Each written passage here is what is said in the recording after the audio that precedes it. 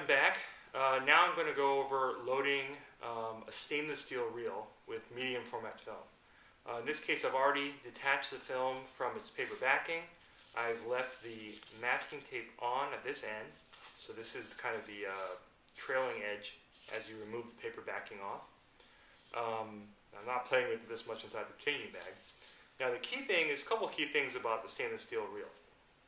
As I mentioned in the little reel videos, there's a little clip right here which holds the film in, and it's very important for you to get the film completely perpendicular as you put it into the reel.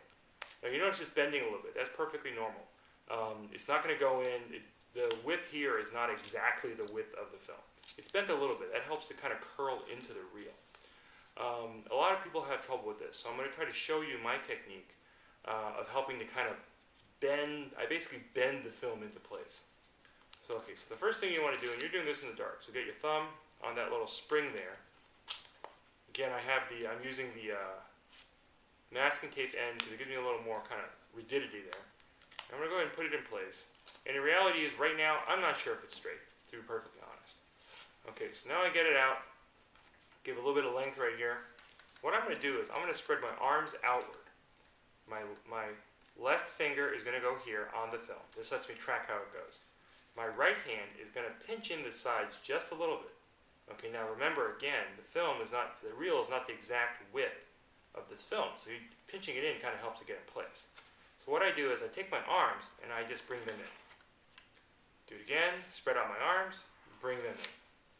I do that repeatedly, and the whole time I'm just sliding my right arm over and just keeping it still bent just a little bit. You can see that. If you're getting a little bit too fast, like right now, you can just kind of slow down, take your time. I am using my left hand to check for any kind of irregularities. Trust me, you can feel those pretty quickly. If, for instance, the top of the film loads into the correct part of the reel, but the bottom part gets caught somewhere else, you're going to feel a pretty bumpy piece of film. So I'm the, and people might say you shouldn't touch the film this much, but I'd much rather get it, completely in the reel and properly spaced than maybe get a little bit of skin oil on there. Watch the end, as you saw, it kind of popped a little bit. This stuff's pretty springy. But at this point, I got that on there in one try. And this, again, is a no-name brand reel. I have no idea who makes this. That's basically the technique. Is again, I put my left index finger kind of tracks it in place. The right index finger. The right hand is crimping the film slightly. Not a whole lot. You don't want to go like that, but just a little bit.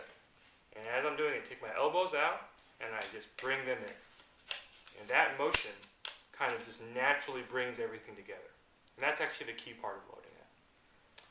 Okay, I think I'm going to do